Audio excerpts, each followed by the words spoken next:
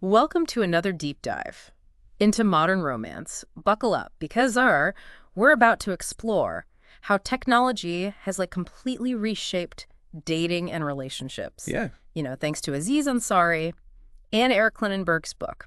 And get this, back in the 1930s in Philadelphia, 1/3 of couples lived within 5 blocks of each other. But all blocks. Shouldn't you imagine? I mean, it really makes you think about how dating was like a local affair back then. Yeah. Proximity was everything. Right. So this idea of emerging adulthood where, people are taking their time, focusing on personal growth before settling down, how does that change the whole meaning of marriage itself? Well, I think it's a huge shift. Yeah. We've gone from marriage being primarily about companionship Yeah. and, those kind of defined roles Yeah. to this quest for love and passion and that soulmate connection. Right. It's like the stakes are so much higher now. Absolutely. And speaking of high stakes, let's talk about texting. I mean, can you imagine dating without it now? I know. It's like second nature. But it really wasn't that long ago. So when did it all change? When did texting become the main thing? Well, around 2007, that's when texting overtook phone calls as the dominant mode of communication in dating. Wow, 2007, that's kind of recent. I know, right? So Ansari did all these focus groups, and what did he find? Yeah, so he found this interesting generational divide. The older generations were totally comfortable with spontaneous conversation, just picking up the phone. But younger people were way more hesitant. They kind of preferred texting. They liked the control that it gave them. It makes you wonder if all this technology is making us less comfortable with actual face-to-face interaction. I think there's definitely something to that. But texting has its downsides too, right? It's not all good. Oh, absolutely. I mean, texting can be great for that. Initial contact, Yeah. breaking the ice. But it can also lead to miscommunication and superficiality. And then there's the pressure of crafting that perfect message. Oh, I feel that. So remember Ansari's example of hey as a conversation starter? Oh, yeah. Yeah, women really hate that. It's so generic. Exactly. Yeah. It's like putting in zero effort. Women want to see something more personalized. Yeah. Something that shows you've actually put some thought into it. It's about showing you're interested. Yeah, and it's interesting because Ansari found that men often hesitate to call, Uh-huh. while women actually prefer texting as that first point of contact. Really? Yeah. Huh. Interesting. So we've talked about texting, but what about online dating? That's a whole other beast. It's a game changer for sure. I mean, there's just so many apps out there now. It's overwhelming. Yeah. You've got your fitness-focused ones, Yeah. like your niche platforms like Tall Friends. If you're looking for someone who's, above a certain height. It's crazy. It's like the paradox of choice in action. What do you mean? Well, you have access to countless potential partners, right? Which sounds amazing. Yeah. But that abundance can actually lead to pickiness and burnout. Oh, I see. You're constantly looking for something better. Exactly. Remember Derek from the book? The guy who rejected a woman because of her favorite baseball team. Yeah. That's a perfect example. I mean, come on. It shows how online dating can amplify our tendency to fixate on these superficial details, even at the expense of shared values or interests. So we're prioritizing looks over substance. Well, research shows that 90% of online dating traffic is actually driven by visual appeal. 90%. Wow. That's kind of depressing. Yeah, it's something to keep in mind. So what's the takeaway here? I think the key is to transition from online to in-person. Interaction quickly. Don't get stuck in that cycle of superficial judgments. So online dating shouldn't replace real-life interaction. Right. It's more like a tool to facilitate it. Okay. So how about we take a trip around the world and see how different cultures approach dating? Let's do it. Have you heard about this trend in Japan where young people are just not interested in dating? Yeah. It's fascinating, right? Especially considering Tokyo has this thriving hookup culture. But many young people under 30 have never even been on a date. I read about the herbivore men phenomenon. Is that what's driving this trend? I think it's definitely a factor. These men are often portrayed as passive and uninterested in pursuing relationships, particularly with career-driven women. It's become such a big issue that the Japanese government is actually looking for ways to incentivize relationships and boost the declining birth rate. Yes, it's a real concern for them. It's so different from a place like Buenos Aires, where those traditional gender roles still heavily influence the dating scene. Oh, yeah. Ansari found that Argentinian men are expected to be assertive. Yeah. They're the pursuers, while women are supposed to play hard to get. It's like a completely different playbook. And unlike Japan, online dating is like taboo in Buenos Aires. Really? Yeah, they prefer those traditional methods of meeting through friends or family. It's amazing how these cultural norms can shape our entire approach to dating and relationships. Absolutely. What we consider normal here can be completely foreign somewhere else. So before we move on, let's talk about sexting. It's become so prevalent in the digital age. Yeah, it's definitely a hot topic, but it's also a complex one. While sexting can be a fun and intimate way to connect with a partner, especially for those in long-distance relationships, it also presents new challenges. Like what? Well, consent is paramount. You need to make sure both parties are comfortable sharing explicit content, and then there's the risk of those messages being shared without consent, which could lead to potential harm and embarrassment. It's a reminder that the digital world makes it so easy to blur the lines between what's private and public. So even in the heat of the moment, we need to be aware of those potential consequences and prioritize respect and consent. Exactly. Sexting also raises questions about the nature of intimacy itself. Is it primarily physical, emotional, or a blend of both? Right. And how does sexting fit into that equation? It's a conversation you need to have with your partner. Absolutely. Open and honest communication is key. It seems like open and honest communication is like a recurring theme in navigating modern romance. You're absolutely right. Technology has created all these new avenues for connection and intimacy, but it also requires us to be more mindful and communicative than ever before. That's a good point. We've covered a lot of ground already, but there's so much more to unpack. We'll be right back after a quick break to dive deeper into the complexities of modern romance, exploring how to navigate the path to settling down amidst endless options. I can't wait. So we were talking about sexting before the break, and it seems like a perfect example of how technology is changing, not just how we find love, but like how we experience it too. Yeah, for sure. I mean, sexting offers this whole new way to express desire. Yeah. And connect with your partner, right? But it also comes with risks, especially when it comes to consent. So how do you navigate those risks? It's one thing to talk about consent in person, but how do you make sure everyone's on the same page when you're communicating digitally? That's such a good question. I think it's vital to be just as clear about boundaries and expectations when you're sexting as you would be face-to-face. And remember, what might feel private and secure in the moment could easily be shared or leaked later.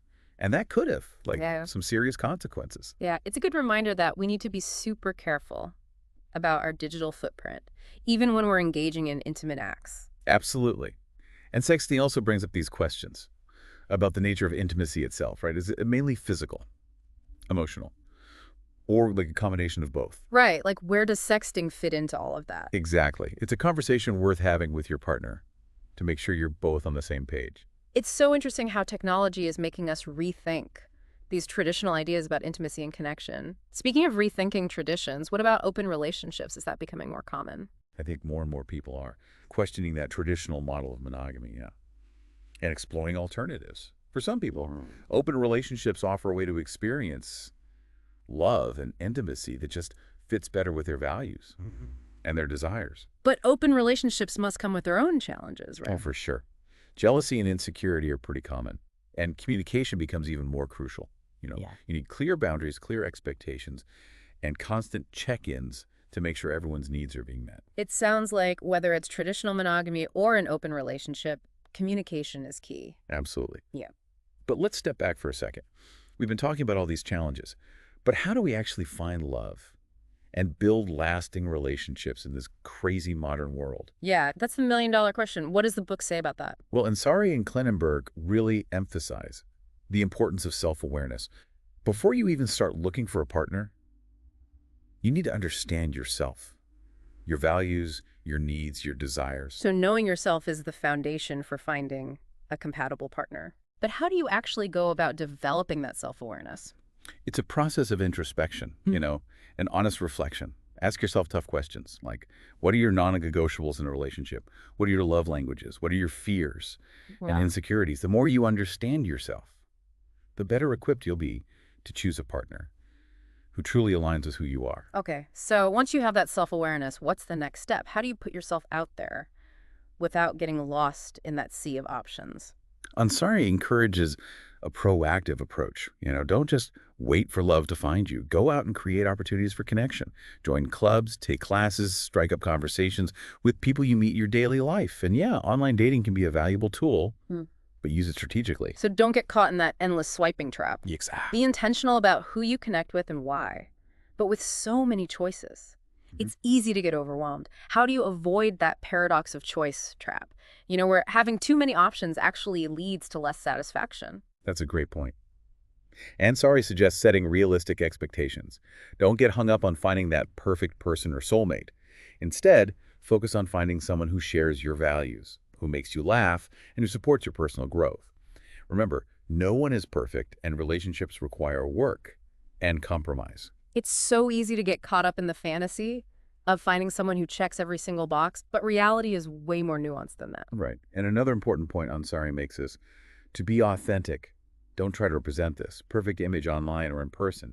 Embrace your quirks, showcase your unique personality, and let your true self shine through. Ultimately, you want to attract someone who loves you for who you truly are, flaws and all. I love that. It takes the pressure off trying to be someone you're not. But authenticity can be scary, especially in a world where everyone's curating their online persona. It's true. Vulnerability can be uncomfortable, but it's also the key to forming those genuine connections. When you show up authentically, you give other people permission to do the same. And that's when the real magic happens. Okay, so we've talked about self-awareness, being proactive, and embracing authenticity. What other gems of wisdom does the book offer? Ansari also stresses the importance of moving beyond those superficial connections.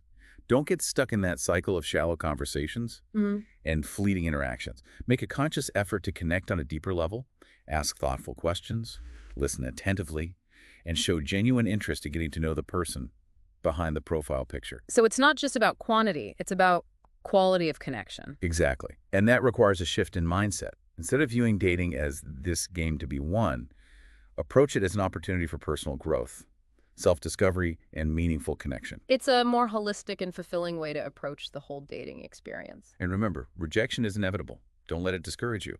Every failed date or unanswered message is a chance to learn, to grow, and to refine your approach. View it as valuable data that helps you get closer to finding the right person. So even setbacks can be valuable learning experiences. Exactly.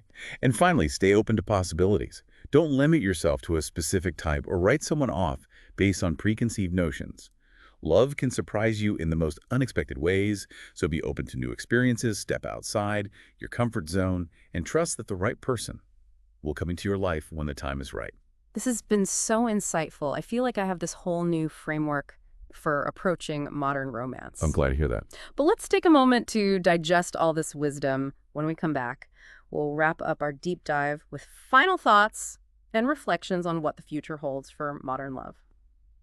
We've covered so much ground in this deep dive into modern romance, from how dating norms have changed to like the complexities of intimacy in the digital age. It's been fascinating. But I gotta admit, it's also left me feeling kind of overwhelmed. Yeah, I could understand that. I mean, there are just so many options, so many challenges, so many ways to get it wrong. It's true. The dating landscape is constantly evolving. Yeah. But it's easy to feel lost. So how do we even make sense of it all? How do we find our way through this maze and create fulfilling relationships that bring us joy and happiness? That's the big question, isn't it?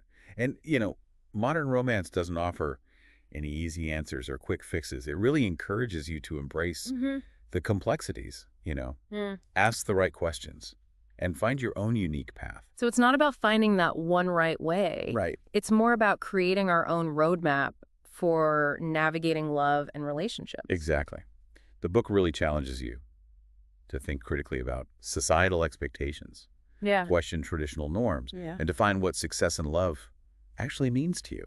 One of the big takeaways for me has been that emphasis on self-awareness. It's so easy to get caught up in searching for a partner that we forget to invest in understanding ourselves first. I think that's a really important point. Knowing your values, your needs, your desires, it allows you to make conscious choices, choices that align with your authentic self instead of settling for relationships that don't really serve you. But self-awareness isn't like a one-time thing, right? Yeah. No, not at all. It's an ongoing journey of self-discovery and growth. So as we evolve and change, our needs in a relationship probably change too. They definitely can. That's why open and honest communication is so important. It's essential. It allows us to create a safe space with our partner where we can both express our feelings, needs, and desires, even if they've changed over time. And remember, communication isn't just about talking.